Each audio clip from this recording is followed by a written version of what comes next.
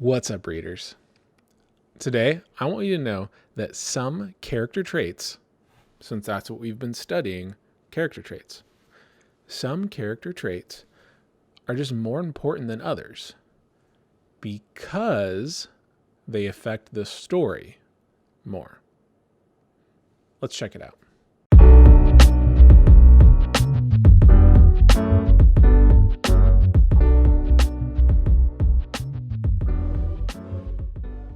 Okay, readers, so thinking about lenses that we've been viewing our work through, we've talked about how, in stories, our characters are complicated, just like sometimes our stories are complicated, because we're reading more and more advanced stories because we're sixth graders. We've also realized that some traits for our characters are less likable than others, just like people in real life. And sometimes our thinking about our characters deepens over time, our understanding of them, as we get to know them more.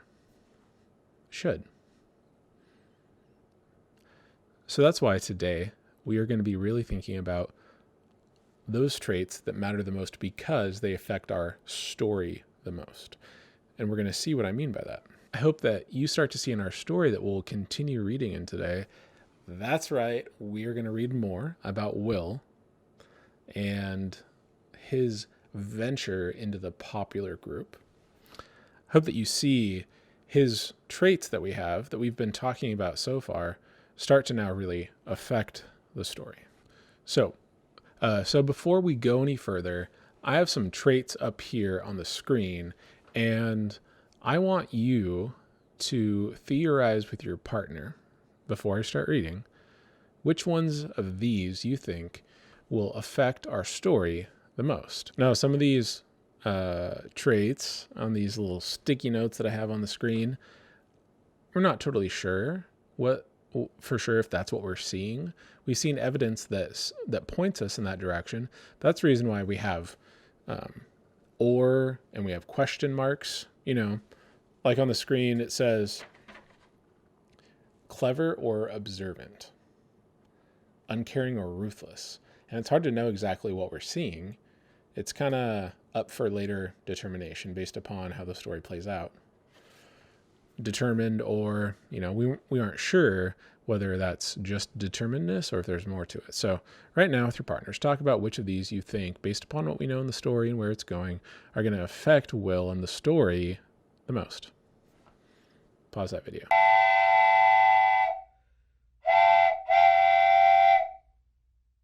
Okay, so last time in the story, we were reading about how Will was trying to get into this popular group that Sean owns as sort of the head honcho of, and that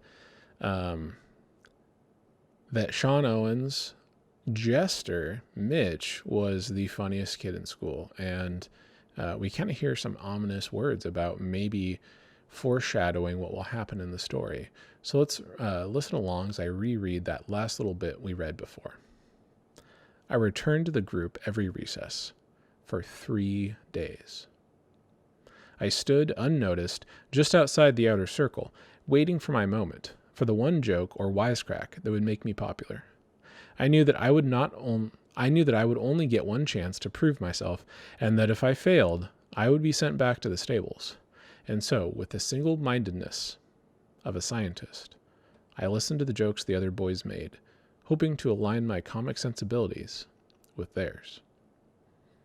Now and then I found myself on the verge of saying something, but every time I opened my mouth to speak, Mitch would launch into another routine, and my moment passed. And I had to resign myself to yet another day in the dark. I did not know then that popularity has a lifespan, and that Mitch's time was about to run out. So, what are we thinking now as far as these text details that I notice in our story, like back to the stables and listening with the single-mindedness of a scientist, waiting for my moment that would make me popular, and resigning myself to yet another day in the dark. These seem to reinforce Will's cleverness,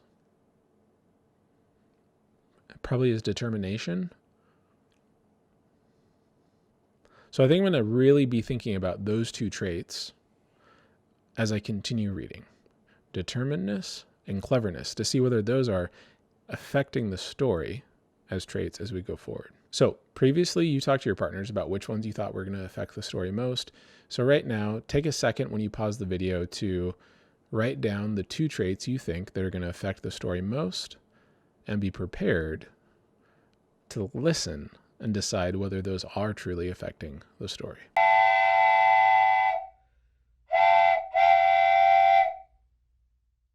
Here we go. It is a sad fact of life that the clothes a child wears and how he wears them often determine his rank in school society. I knew it. Sean Owens knew it. Everyone in school knew it. So maybe it was carelessness, or temporary insanity, or a subconscious desire to step back into the stress-free shadows of anonymity that caused Mitch Brockman, the funniest kid in school, to wear a yellow shirt with a yellow pair of pants. Whew. I don't think that's a tongue twister. It's a hard time saying that. He might have gotten away with it if I hadn't left for school that same morning, unaware that one folded cuff of my jeans was noticeably lower than the other. As it was, the two of us were in a collision course that only one of us would survive. At recess on that fateful day, I took my customary place, a foot from the popular boys, wondering if I would ever get a chance to prove myself, and listened to Mitch tell another variation of his story about the Wienermobile. I pretended to enjoy the story as much as the others, while my mind strayed to a dream world where I did not have to feel so out of place, and Mitch and Sean and I were the best of friends. And then, with a suddenness that jarred me back to reality, Mitch Brockman, a boy who had never noticed me, never seemed to know or care that I was alive, turned to me, pointed at my uneven pants, and said, "Someone needs a ruler." This was, perhaps, the wittiest remark he had ever made, and I froze. With 4 words, he had devastated all my aspirations, defined me as a fool, and all but condemned me to a life of shame and obscurity. I could see my future, my boyhood itself, crumbling to dust, and as I heard the laughter and felt the heat of the spotlight upon me, I pointed at Mitch's yellow pants and shirt and said, "Someone else needs a mirror. You look like a canary." Then, with the grace of a magician's assistant, I raised my left arm in a presentational gesture and said, "Boys, I give you Tweety Bird." So I think that right there, we probably want to pause for a second and reconsider what our traits are. I know, thinking about my traits, I'm probably going to cross off at least one of them and replace it with something else, because we just saw a momentous time for our main character, Will.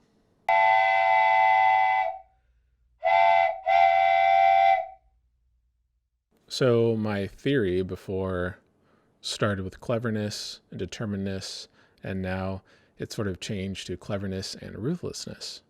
And Will mocks Mitch, which is what happens. We'll see what else I need to add from here. I heard the laughter.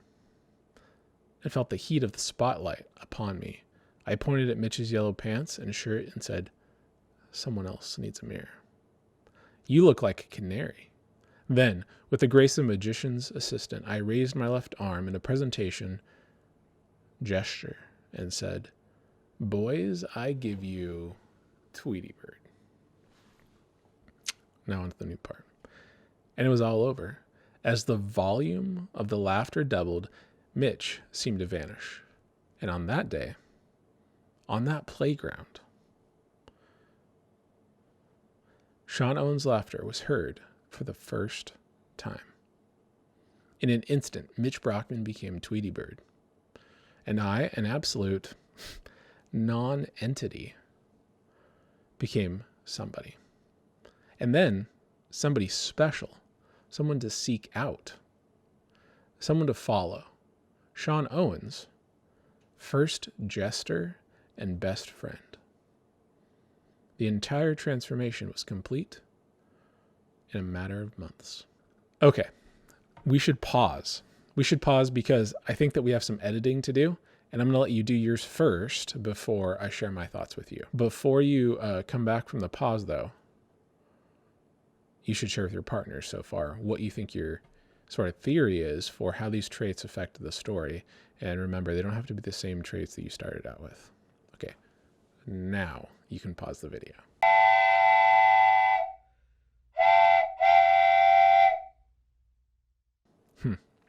So it seems like our theories about how these traits affect the story could be pretty totally summed up now and edited as far as I see for myself.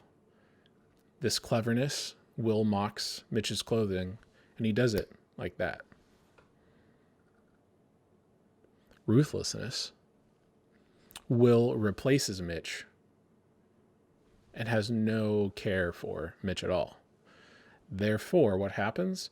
Will gets to be popular now. Okay, so we're going to finish the story, and then you're going to be prepared, though, when we do, that you're going to share for the last time with your partner today, and you're going to share about how your theory affects the story. In other words, what trait you felt was the most consequential, caused the most change, was the most important for the story. During this time, Mitch became a less and less vocal part of the group, telling fewer and fewer stories until finally, the following year, he was gone. To another school, perhaps, or another state, or another country, I never knew. No one knew because no one noticed. No one had called him for months, but my phone rang. Weekends were filled with sleepovers and baseball games, and bowling parties and bicycle races, and more new friends than I knew what to do with. And I did not trust one of them because I knew then that I was standing on sand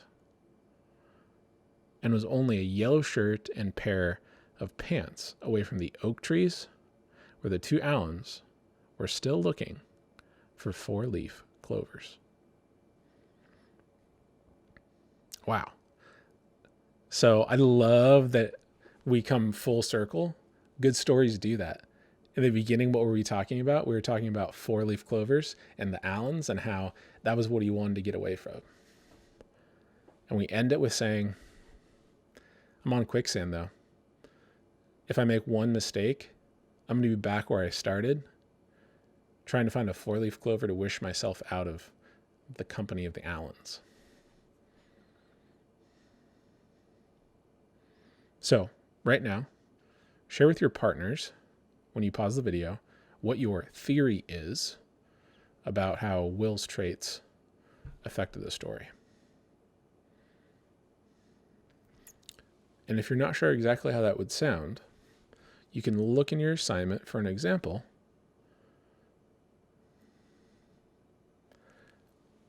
Or you can just look at the idea that your theory gives reasons and evidence for why this happened, why this trait affected the story. For example, maybe your theory is that cleverness mattered the most. So then, how did cleverness matter the most? How did it affect what happened in the story?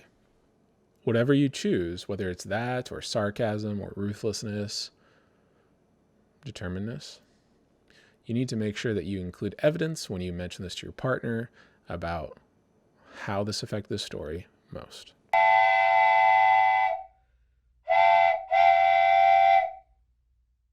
Okay, class, so we're going to link you in on what you need to do today during your independent reading time. During that independent reading time, you need to be thinking about the trait or traits that are going to affect your story the most, based upon what we already know about our character. It's important that as you're reading, you have those traits actively in your mind, and that means you should, on your assignment page, fill that arrow out for yourself, for your book. And as you read, be willing to make changes to it. Ultimately, we want to come up with a theory about what trait is affecting our story the most. Just like we saw in Will, how maybe his cleverness, that's my opinion, because it's just a theory, affected the story and Mitch getting out of town more than any other trait. Okay, go find your reading spots in your room or wherever you're reading at. And until I see you next time, happy reading.